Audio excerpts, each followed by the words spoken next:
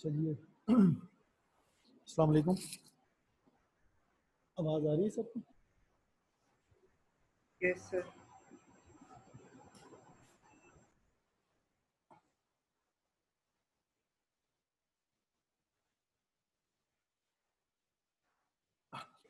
आज हम लोगों का जो टॉपिक है main that is the typhoid infectious disease हम लोगों ने स्टार्ट किए थे। कोई बताएगा टाइफाइड क्या है? एनीबॉडी? सर टाइफाइड जो बैक्टीरियल इन्फेक्शन है, साल्मोनेला टाइफिस का पॉजिटिव ऑर्गेनिज्म होता है और इसके जो मेजर कॉमन सिम्टम्स में हाई फीवर, डायरिया और वॉमिटिंग। अच्छा, इसका एक और नाम भी है, कोई बताएगा?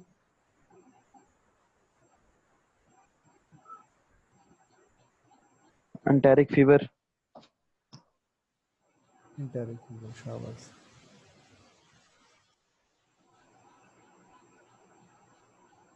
ठीक हो गया। ठीक है, एंटेरिक फीवर भी कहते हैं इसको क्योंकि ये जो टाइफाइड है ये इंटेस्टाइनल बेसिकली इंटेस्टाइन में जाके इन्फेक्शन कॉज करता है। Typhoid fever is serious potential fatal bacterial infection है। It can cause symptoms of fever, abdominal pain, constipation और समटाइम डायरिया वगैरह भी। ठीक है, कॉन्स्टिपेशन भी हो सकती है, डायरिया भी हो सकता है, वॉमिटिंग भी बाज़ औक़ात साथ में होती है।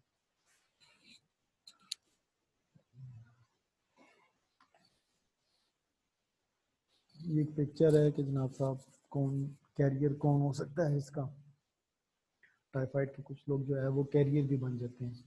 ठीक है, कि उनके अंदर जो है अगर वो कोई फूड कुक करते हैं, ठीक है, तो पॉसिबिलिटी है कि वहाँ पे वो ट्रांसफ़र हो जाए। ठीक है, और अगर वो पूरी तरह कुक ना हो, यानी कि फूड जो है पूरी तरह पके ना।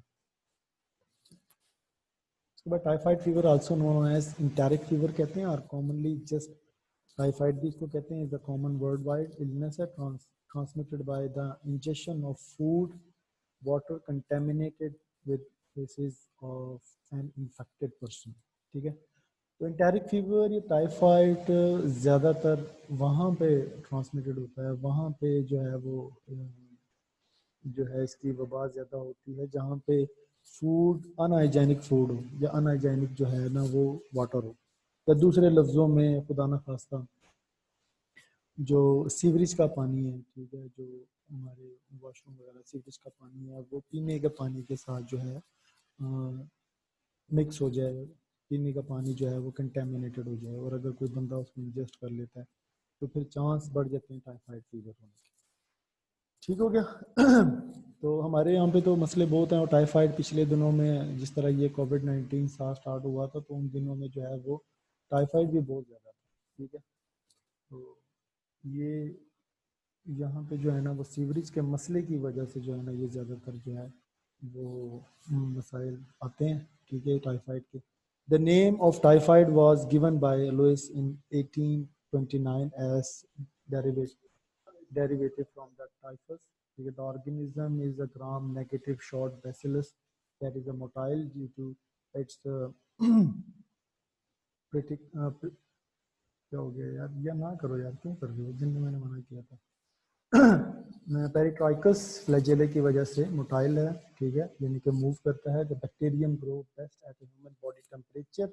The bacteria then perforate through the intestinal wall and phagocytosed by the macrophages. ठीक है, ग्राम नेगेटिव बैक्टीरिया है, बैसिलस है, फ्लैजेला इसके अंदर लगा होता है। ठीक है, इसमें लगा होता है, इसको मूव करता है और इंटेस्टाइनल वॉल को इन्फेक्ट करता है। वहीं पे ही माइक्रोफेजेस जो है वो इसको एंगल्फ कर लेते हैं। ठीक है, तो ये हल्का सा जो है। और जो लुइस था, मेरा से लुइस पास्चर है, उसने 1829 में जो है इसको ड्राइव किया था या डिस्कवर किया था। Originally isolated in 1880 by the Karl J Eberth. ठीक है, Salmonella typhi is a multi organ pathogen that inhibit the lymphatic tissue of a small intestine, liver, spleen, bloodstream of infected human beings. ठीक है, तो किस चीज़ को inhibit करता है, lymphatic tissues को जो है वो इनहिबिट करता है स्मॉल इंटेस्टाइन में। ठीक है, और आगे वहीं से आगे प्रोपेगेट करता है ये। ठीक है, ब्लड स्ट्रीम के अंदर ही अगर आप इसको अनट्रीटेड रखते हैं तो it grows best between 35 to 37 degree centigrade, यानी कि जो ह्यूमन बॉडी टेम्परेचर है उसके अंदर ये खूब मज़े से जो है वो ग्रो करता है। And can grow between 7 to, और जो रेंज है इसकी वो तकरीबन 7 से 45 डिग्री सेंटीग्रेड, यानी कि 60 डिग्री सेंटीग्रेड पे भी उससे नीचे जाएगा तो शायद ये डिस्ट्रॉय हो जाएगा, और 45 से ऊपर 45 से ऊपर जाएगा तो डिस्ट्रॉय हो जाएगा। इसीलिए कहते हैं कि पानी को भी उबाल के पीना चाहिए। दूध जो है उसको भी 15 मिनट हल्की आंच पे जो है वो यानी कि उबाल के पीना चाहिए, ताकि जितने जर्म्स होते हैं 15। अच्छा, कोई बताएगा कि ज़्यादा आंच पे जो है वो दूध को क्यों नहीं हम लोग कर सकते, बॉयल क्यों नहीं करना चाहिए? और ये 70 to 80 डिग्री सेंटीग्रेड पे फॉर 15 मिनट, ये क्या प्रोसीजर होता है? अहमद अहमद रजा हाशमी।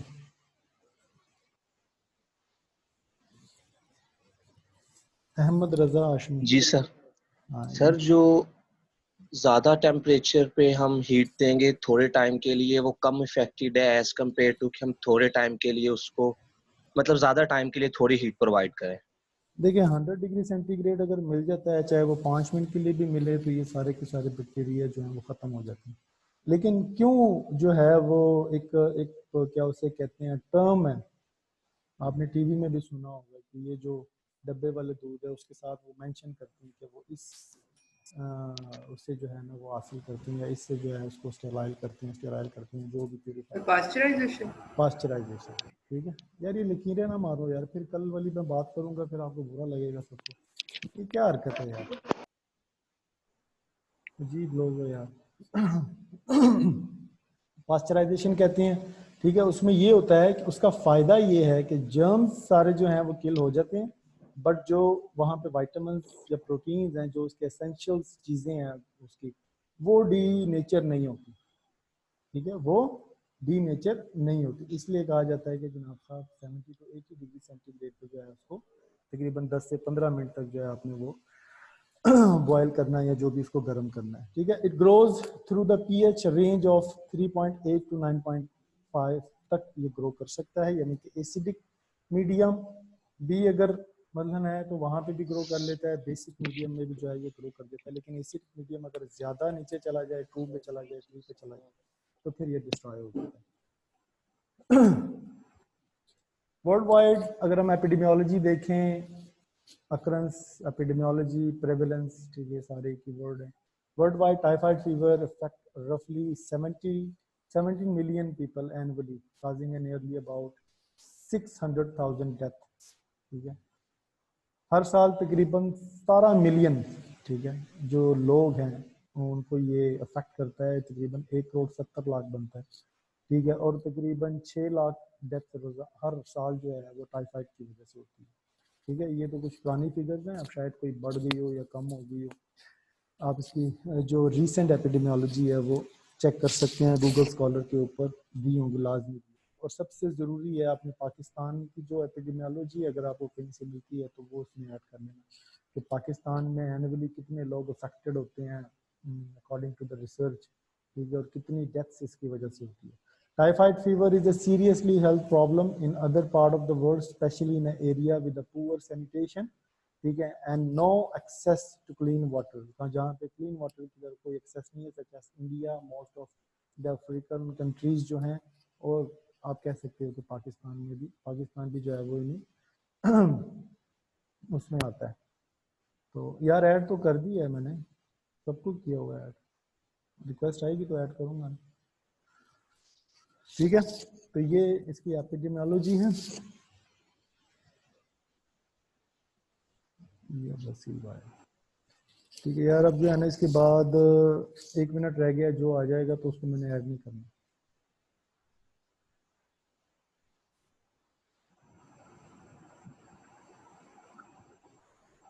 ठीक है। Main causes of A typhoid fever जो है, कॉज क्या है टाइफाइड फीवर का, जो मेन कॉज है वो साल्मोनेला टाइफी है, gram negative road non spore और फ्लैजेलर जो है वो माइक्रो ऑर्गेनिज्म है, ये जो टाइफाइड कॉज करता है। सामने आपके शक्ल भी उसकी नज़र आ रही है, और ये कुछ एंटीजन लोकेटेड होते हैं द सेल्स, फ्लैजेलर के ऊपर एंटीजन है, सोमैटिक यानी कि cell body cell wall antigen है, और उसके अलावा पॉलीसेक्राइड विरुलेंस जो है वो एंटीजन, 3-4 जगह पे जो है वो इसके एंटीजन मौजूद हैं, ठीक है। अदर कॉजेज क्या हैं जो मेन, यानी कि जहाँ से ये ट्रांसमिटेड होता है या जहाँ से ये बॉडी में ट्रांसफर होता है, वो कंटेमिनेटेड फूड है अगर आप उसको पूरी तरह कुक नहीं करते, ठीक है, और कंटेमिनेटेड वाटर, ठीक है। कंटेमिनेटेड फूड या कंटेमिनेटेड वाटर अगर इंजस्ट करते हैं तो that will lead to the may or may not be lead to the typhoid fever. Sign and symptoms क्या हैं, क्लिनिकल फीचर फर्स्ट वीक में क्या होते हैं, फीवर आता है, relative bradycardia, headache, constipation, abdominal distension on the trunk, ठीक है, माइलेजिया, डायरिया एंड वॉमिटिंग। कॉन्स्टिपेशन भी हो सकती है, डायरिया वॉमिटिंग भी हो सकता है, माइलेजिया साथ है, हेडेक है, फीवर है, ठीक है। ये सारे के सारे, और इसके साइन एंड सिम्टम्स ना नियरली जो है वो मलेरिया से मिलते जुलते हैं बहुत। वो जो है ना वो है कि शाम को ही बुखार होता है, फिर बुखार एकदम तेज होता है, तेज होने के बाद जनाब साहब सर्दी लगने लग पड़ती है, और पसीना आता है, फिर सर्दी लगने लग पड़ती है, ठीक है। क्योंकि मेरा तो अपना पर्सनल एक्सपीरियंस है ना, हुआ था तकरीबन आज से कोई हिसाब लगा लो 14-15 साल पहले हुआ था। सेकेंड वीक में अगर आप इसको ट्रीट नहीं करते तो रोज स्पॉट्स ऑन अ ट्रंक, ठीक है, यानी कि जो बॉडी का मेन हिस्सा है, यानी कि पेट के ऊपर जो है वो रेड रेड से निशान आ जाते हैं। स्प्लीनोमेगैली, स्प्लीन जो है वो एनलार्ज हो जाती है, और साथ में कफ शुरू हो जाती है। Second end of the second week अगर तब भी आप ट्रीट नहीं करते, डिलीरियम है, कॉम्प्लिकेशंस, ट्रॉमा एंड डेथ भी काज हो सकती है इफ अनट्रीटेड। फॉलोइंग रिकवरी के बाद up to 5% of the patient जो होते हैं वो इसके क्रॉनिक कैरियर बन जाते हैं साल्मोनेला टाइफी, ठीक है, यानी कि वो ट्रांसफर कर सकते हैं from 1% to another person, from them to another part और अनदर जो है वो पर्सन, ठीक है। क्योंकि जगह इनकी कहाँ पे होती है आपको पता ही है कि इंटेस्टाइनल इन्फेक्शन है, तो फिजिस के थ्रू जो है वो बाहर निकलता है, और फिर अगर अल्लाह माफ़ करे वही सीवरेज का पानी किसी और पानी पीने के पानी के साथ कंटेमिनेटेड हो जाए तो चांस ऑफ ट्रांसफर जो है वो इंक्रीज हो जाता है, अगर उस पानी को ट्रीट ना किया जाए, उस पानी को उबाला ना जाए सही तरह से। पैथोलॉजी क्या है, पैथोजेनेसिस क्या है, organism breach the mucosal epithelium of intestine by transcytosis. क्या करता है कि एपिथेलियम को ब्रीच करता है, इंटेस्टाइन जो म्यूकोजल एपिथेलियम है, ट्रांससाइटोसिस यानी कि ट्रांसफर हो जाता है from lumen of intestine into the cells, ठीक है। Cross the epithelium barrier organism invade the replicate in macrophages, वहां पे है ना पियर पैचेस क्या होते हैं, जो लिम्फेटिक टिश्यू है ना स्मॉल इंटेस्टाइन, उनको पियर पैचेस कहते हैं। वहाँ पे मैक्रोफेजेस जो है वो इनको इनगल्फ करते हैं और उसी के वहीं पे ये रेप्लिकेट करना शुरू कर देते हैं। Mesenteric lymph node and spleen के अंदर जो है इनकी मल्टीप्लिकेशन होती है। बैक्टीरियमिया काज कर सकते हैं कि बैक्टीरिया ब्लड के अंदर भी आ जाते हैं। In fact then the localised principal in lymphatic tissues of a small intestine, ठीक है, उसको इन्फेक्ट करते हैं स्मॉल इंटेस्टाइन को। टीयर patches become inflamed and may be ulcerated and involvement of a greatest during the third week of a disease. The organism may disseminate out to the lungs, gallbladder, kidney, spleen, ठीक है।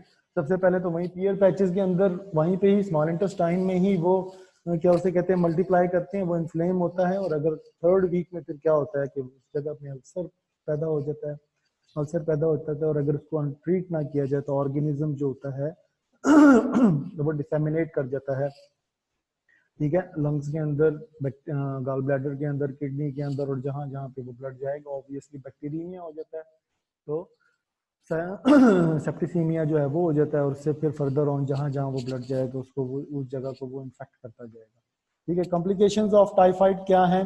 Perforation, ठीक है, haemorrhage है, यानी कि perforation क्या है कि वो होल से बना देगा। Haemorrhage, bleeding bone and joint जो है वो इन्फेक्शन है। कोलिसिस्टाइटिस जो है गॉल ब्लैडर की इन्फेक्शन कर सकता है, निमोनिया काज कर सकता है। यानी कि जहाँ जहाँ पे भी अगर आप उसको अनट्रीटेड रखोगे तो जहाँ जहाँ पे भी वो जाएगा उस जगह को जो है वो इन्फेक्ट करता जाएगा। तो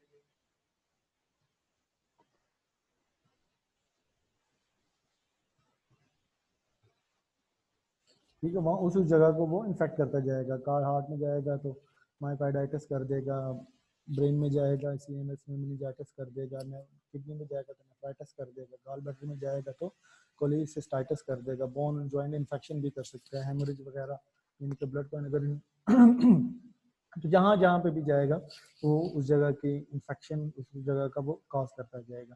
डायग्नोसिस हम लोग किस तरह करते हैं? दो तरह के टेस्ट होते हैं ज़्यादातर, एक तो विडाल टेस्ट होता है और एक कि टाइफी डॉट होता है। Widal test in a case of a salmonella infection, ठीक है, पहले विडाल टेस्ट बहुत ज़्यादा यूज होता था। It is an demonstration of agglutinating antibodies against antigen. आपको पता है एंटीजन एंटीबॉडी का जो रिएक्शन करवाते हैं ब्लड लेके, तो उनकी एग्लूटिनेशन हो जाए तो हम लोग कहते हैं जनाब साहब क्या उसे कहते हैं कि इन्फेक्शन हुआ हुआ है, ठीक है। लेकिन ये बाजू का फॉल्स नेगेटिव रिजल्ट्स भी दे देता है, ठीक है, फॉल्स पॉजिटिव रिजल्ट्स भी दे देता है कि हो सकता है वो जो क्या उसे कहते हैं वो जिस ट्यूब में ब्लड ले रहे हैं वो पहले से कंटेमिनेटेड हो, या जो प्रोसीजर है उसमें कहीं से जो है वो कंटेमिनेशन आ जाए। तो बाजू का जो है वो फॉल पॉजिटिव रिजल्ट्स भी इसके आते हैं, इतना वैलिड नहीं है। लेकिन अभी भी फिर फिलहाल वही विडाल टेस्ट होता है। लेकिन ज़्यादातर जो लोग हैं वो टाइफी डॉट की तरफ जाते हैं। टाइफी डॉट में क्या है कि IgM और शायद IgG है या उसके जो है वो लेवल चेक किया जाता है बॉडी में, और ज़्यादातर IgM का ही किया जाता है। Immunochromatograph assay है designed for the qualitative detection of a specific IgM antibodies against a specific Salmonella typhi antigen in human serum, plasma and whole blood. Obviously जब भी कोई foreign particle body में जाता है तो immune system activate होता है और antibodies आपको पता है कि वो बन जाती हैं, तो IgM जो है वो प्रोड्यूस होती है और उसी को ही वो जज कर लिया जाता है ब्लड एनालिसिस करके, ठीक है। तो उसके कुछ खास क्या उसे कहते हैं रेंज है, उस रेंज से ऊपर चला जाए तो फिर कहते हैं जनाब साहब ये रिएक्टिव है यानी कि टाइफाइड हुआ है। और इससे ये भी पता चल जाता है कि एक्यूट है, क्रॉनिक है, कितना पुराना है। तो इन उसके रेंज से भी पता चल जाता है कि कितनी देर हो चुकी हुई है टाइफाइड को। तो टाइफी डोट जो है वो ज़्यादा जो है वो अच्छा टेस्ट है इस लिहाज से, और ज़्यादातर लोग जो है वो टाइफी डॉट ही करवाते हैं। ये शहरिया और अभी आ रहा है, इसको मैं फिर नहीं कर रहा क्योंकि टाइम खत्म हो गया। उसके बाद है अदर टेस्ट जो है वो ब्लड कल्चर भी हो जाता है कि आप ब्लड कल्चर करवा लें और वहाँ पे अगर बैक्टीरिया ग्रो कर जाए, stool culture, urine culture, bone marrow जो है वो इसका कल्चर भी होता है। नीचे जो है वो प्रोसीजर्स भी दिया हुआ है कि वो किस तरह से करते हैं, ठीक है। डिफरेंशियल डायग्नोसिस क्या है कि आप जिस तरह मैंने कहा था कि इसके साइन एंड सिम्टम्स जो हैं वो मिलते जुलते हैं, तो ट्यूबरक्लोसिस से भी काफ़ी हद तक मिलते हैं, इन्फेक्टिव एंडोकार्डाइटिस से भी जो है ब्रुसेलोसिस जो है ये भी बैक्टीरियल इन्फेक्शन है, लिम्फोमा है, क्यू फीवर है, ये भी बैक्टीरियल इन्फेक्शन है, वायरल हेपेटाइटिस है, मलेरिया से बहुत ज़्यादा इसके जो है एम्बियोसिस जो है। तो ये सारे के सारे वो हैं कि इनसे डिफरेंशियल डायग्नोसिस का क्या मतलब है कि आप अगर आपको लगता है कि यार हो सकता है मलेरिया हो या टाइफाइड हो तो आप टाइफाइड करवा लें।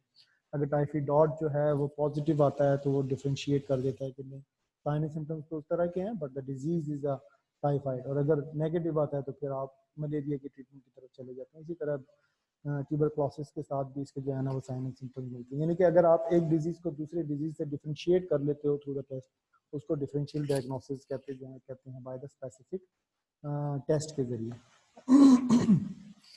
ठीक हो गया। प्रिवेंशन क्या है, अगर मतलब डिजीज होने से पहले आपने क्या है, wash your hand, frequent hand washing जिस तरह कहते हैं is the best way to control the infection. वो आजकल भी कहते हैं कि फ्रीक्वेंट हैंड वॉशिंग करें, wash your hand thoroughly with hot और सोपी वाटर, यानी कि आप कोई जो है वो क्या उसे कहते हैं साबुन इस्तेमाल करें या जो भी है हैंड वो जो क्या उसे कहते हैं यार मेरे ज़हन से निकल गया, बहरहाल कोई भी साबुन वगैरह या इस तरह से जो है वो फ्रीक्वेंटली हैंड वॉशिंग करें। अवॉइड ड्रिंकिंग अनट्रीटेड वाटर, कोशिश करें कि अनट्रीटेड वाटर ना पिएं, या तो खुद उसको उबाल लें या फिर जो है वो जो गोरमे वगैरह का, वैसे वो भी पता नहीं कहते हैं क्या हिसाब किताब है उनका, लेकिन ये है कि खुद ही ट्रीट कर लिया करें, उबाल लिया करें पानी को। Avoid raw fruit and vegetable, वो भी खाने से गुरेज करें, उसको धोएं अच्छी तरह, तो तब उसके बाद जो है वो चूज अ हॉट फूड, ठीक है। Avoid food that store or serve at room temperature, steaming hot food are the best. जो स्टीमिंग किया हुआ फूड होता है वो ज़्यादा बेस्ट होता है। Clean house hold item daily, ठीक है, जितने भी यानी कि घर की सफाई रखें। टाइफाइड वैक्सीनेशन अगर हो सके तो वो करवाएं, तो वैक्सीनेशन 2 टाइप्स की हैं और available. Live attenuated Salmonella typhi strain TY21A है, और purified via capsular polysaccharide vaccine है, ऑरल भी है और इंजेक्टेबल में भी है।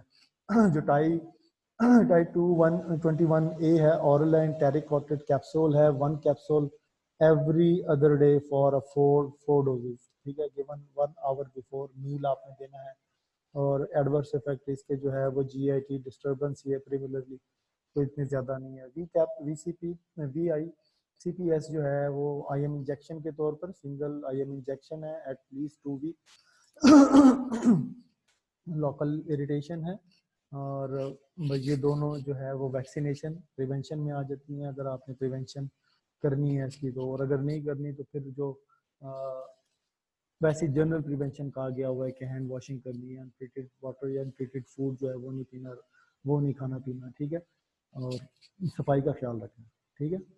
और treatment, rapid diagnosis institutional of appropriate antibiotic treatment ज़रूरी है। एडिकेट रेस्ट, हाइड्रेशन, ठीक है, correlation of fluid electrolyte imbalance को दूर करने के लिए हाइड्रेशन बहुत ज़रूरी है।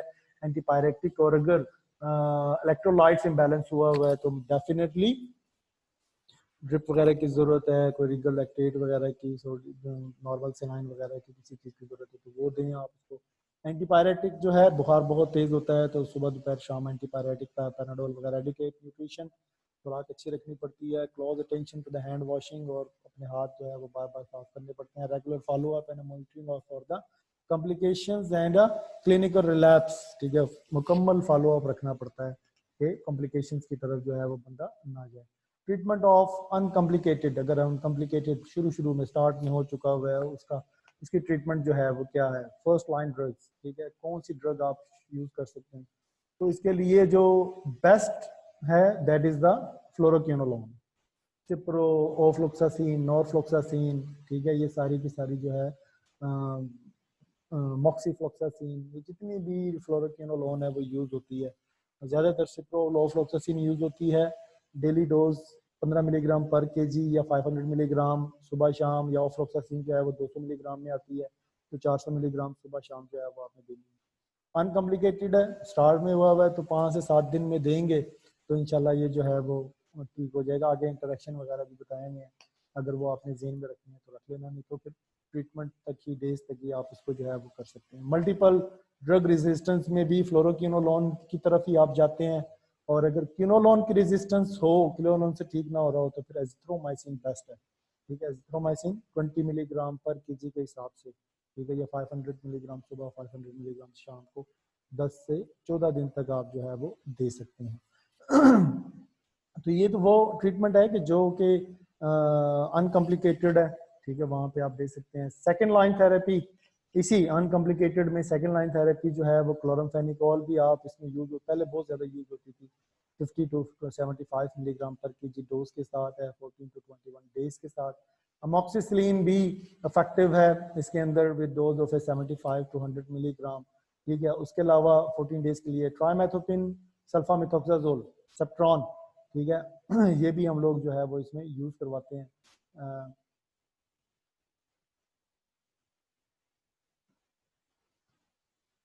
अफजाल, अफजाल जावेद, यस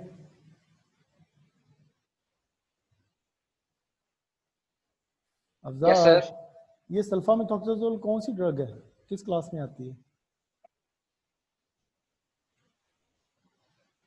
पता नहीं सर। शाबाश, 15 साल है बेटे। सर ये मेरे ख्याल से उसमें आती है, तो कई लगा ले यार। एंटीबायोटिक में ही है, एंटीबायोटिक में है ये भी।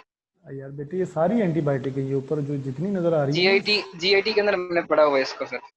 जीएटी में कहाँ से पढ़ लिया? आरफा, आरफा तैयब, जिससे पूछूंगा ना वही बताए, बाकी कोई ना बताए। सल्फामेथोक्साजोल किस क्लास में आती है? सल्फोनामाइड्स में सर। सल्फोनामाइड्स। और क्या कहते हैं इसको वैसे? जनरल नेम भी है ना इसका एक, जनरल नेम सर वो याद नहीं है। वो याद नहीं है। कोई बता सकता है? चलो, सर कोट्राइमोक्साजोल। कोट्राइमोक्साजोल तो इसका वो दोनों को मिला के कहते हैं ना, ट्राइमेथोपिन और मैं सल्फामेथोक्साजोल का पूछ रहा हूँ। खाली इसका नहीं पता सर। सल्फोनामाइड्स होते हैं। सल्फोनामाइड्स तो हैं बेटे, सल्फोनामाइड्स में एक जनरल क्लास है, क्लोरोफेनिकोल सर। और क्लोरमफेनिकोल अलग है, वो तो ट्राइमेथोप्रिन। और वो उसके साथ लिखी हुई है। और कौन कहाँ से सर आती है? ट्राइमेथोप्रिन। और ट्राइमेथोपिन तो साथ लिखी हुई है, वो अलग ड्रग है, सल्फामेथोक्साजोल अलग ड्रग है, दोनों को मिला के वो सेप्ट्रॉन कहते हैं, ये ब्रांड नेम है जो उसका।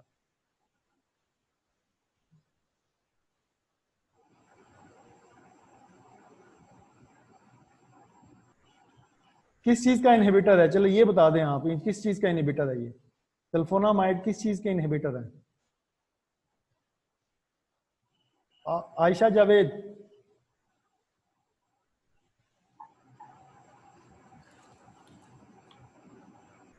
आयशा जावेद नहीं है, एब्सेंट लगा दूं?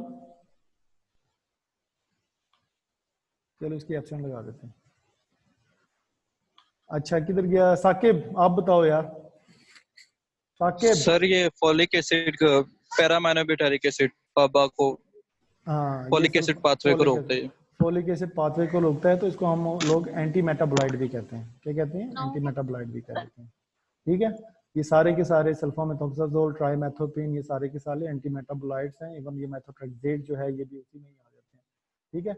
लेकिन सल्फामेथोक्साजोल, ट्राइमेथोपिन जो है ये एंटीबैक्टीरियल है, और मेथोट्रेक्सेट जो है वो एंटी कैंसर, या ये जो उसमें हम लोग उसको यूज करते हैं, ठीक है, आर्थराइटिस वगैरह में यूज करते हैं। और फिर मल्टीपल ड्रग रेजिस्टेंस हो तो वहाँ पे सेकेंड लाइन थेरेपी भी हमारे पास जो है वो अजिथ्रोमाइसिन है, और या फिर आप लोग थर्ड जनरेशन सेफ्लोस्पोरिन की तरफ चले जाते हो, जिसमें सेफेक्सिम आ जाती है, ठीक है। डोज आगे दी हुई है पर केजी के हिसाब से, और 7 टू 14 डेज तक के। उसके बाद सेकेंड लाइन थेरेपी अगर सारी फेल हो जाती है, यानी कि आपने फिर क्लोरामफेनिकोल से यूज शुरू किया हुआ है, या अजिथ्रोमाइसिन भी दे दिया, ठीक है, तो फिर थर्ड जनरेशन सेफ्लोस्पोरिन तब भी देते हैं जब हमारे पास क्विनोलोन की रेजिस्टेंस हो तो, ठीक है। यानी कि ये सेकंड है। जब क्विनोलोन काम ना कर रहा हो तो फिर हम इन सारी ड्रग्स की तरफ जो है वो जाती हैं, ठीक है। उसके बाद है जी treatment of a severe typhoid. Severe typhoid, वहाँ पे कुछ फर्क ये था कि क्विनोलोन यहाँ पे भी यूज हो रहा है, ठीक है, फर्स्ट लाइन थेरेपी है। लेकिन यहाँ पे डेज बढ़ जाते हैं, वहाँ पे 5 to कुछ जगह पे 5 to 7 डेज थे, यहाँ पे 14 डेज के लिए देना पड़ता है।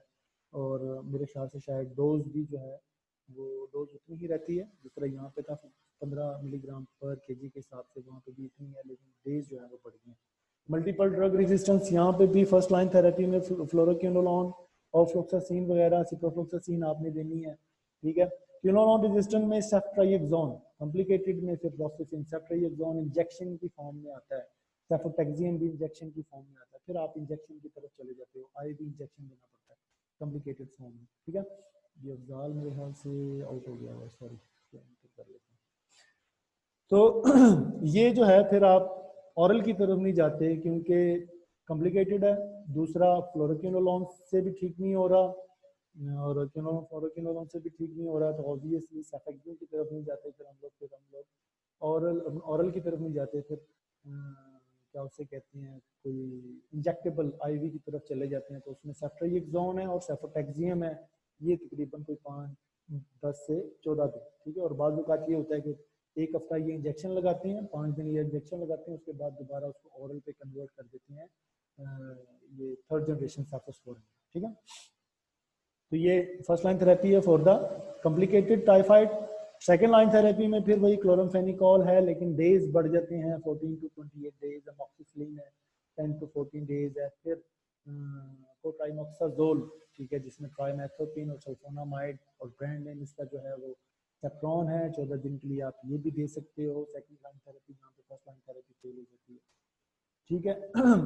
तो और सेफलोस्पोरिन थर्ड जनरेशन वो तो आपके पास है ही है, अगर कोई चीज़ काम नहीं कर रही तो फिर आप डेफिनेटली उसकी तरफ जाते हो, ठीक है। लेकिन कॉम्प्लिकेटेड में जो है फर्स्ट लाइन थेरेपी या अनकॉम्प्लिकेटेड में फर्स्ट लाइन थेरेपी अगर आप स्टार्ट करवा देते हो, पूरी तरह कोर्स कंप्लीट करवा देते हो, तो फिर ये जो है ना वो सेकंड लाइन की तरफ जाने की ज़रूरत नहीं पड़ती। लेकिन अगर ज़रूरत पड़ भी जाए तो ऊपर वाली 3 ड्रग्स है और नीचे वाली 3 ड्रग्स तो ऑलरेडी आप जो है फर्स्ट लाइन में भी यूज़ कर लेते हो अगर बाकी चीज़ें काम नहीं आती तो ये सारी की सारी ट्रीटमेंट हैं, दीज आर द रेफरेंसेस, ठीक है, आप लिख सकते हैं अगर आपने देखना है तो।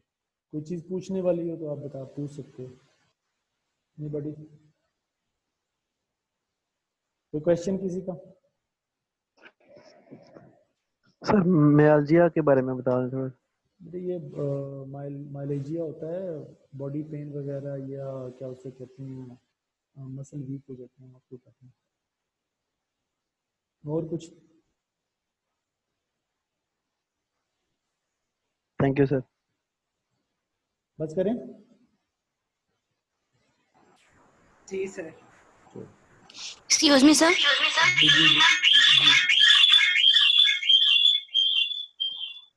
जी जी बताएं।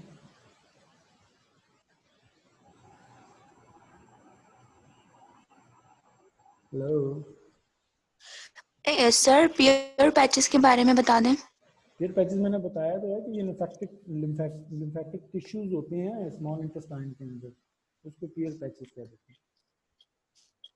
लिम्फेटिक सिस्टम थैंक यू पढ़ा सर। है?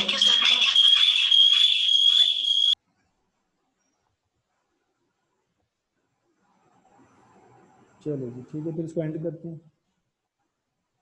ओके जी, अल्लाह हाफिज़। एमन आपने वो ले लिया स्क्रीनशॉट? सर वही लेने लगी हूँ, बस 1 मिनट। अच्छा ले लो।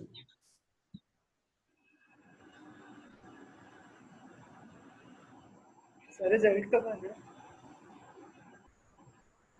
ये श्वेत साहब पूछ रहे हैं कि can we identify the typhoid without a special test?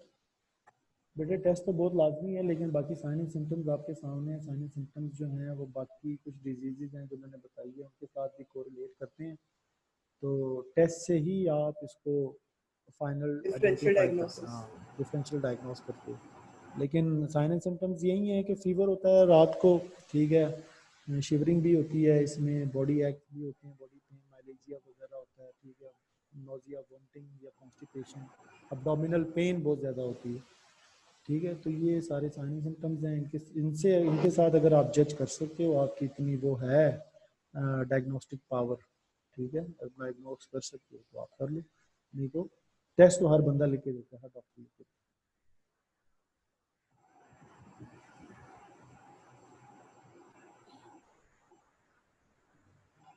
टाइफीडॉट better है बेटा, टाइफीडॉट। टाइफीडॉट जो है वो क्या उसे कहते हैं, कंफर्मेटरी टेस्ट है इसका, ठीक है। विडाल में जो है वो बाजुकात फॉल पॉजिटिव रिजल्ट भी देता है या फॉल नेगेटिव रिजल्ट भी दे देता है, ठीक है, कि टाइफाइड हो रहा होता है लेकिन वो नेगेटिव रिजल्ट दे देता है बाजुकात। कोई भी वो एरर भी आ सकता है, कोई चीज़ किसी चीज़ का या कोई कंटामिनेशन भी हो सकती है, जो पैकेज जिसमें आप वो ब्लड लेके जो है वो अग्लूटिनेशन करवाते हैं, तो कुछ भी कोई भी मसला हो सकता है। ये नहीं है कि वो गलत है, अगर वो ठीक हो जाए तो वो भी ठीक है, लेकिन अब जो लोग हैं वो टाइफीडॉट की तरफ ही जाते हैं ज़्यादातर।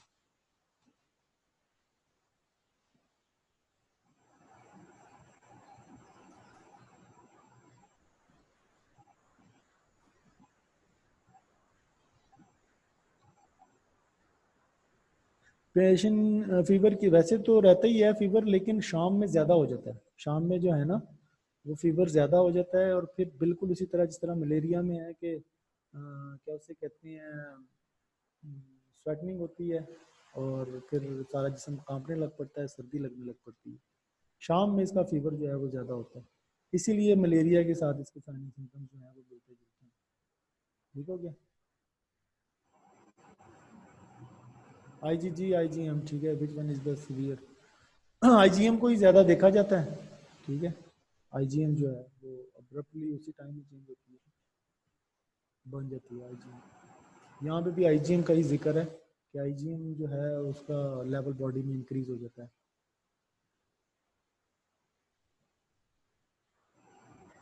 बाकी अगर आप क्या उसे कहते हैं, कभी किसी ने करवाया हो ना टेस्ट,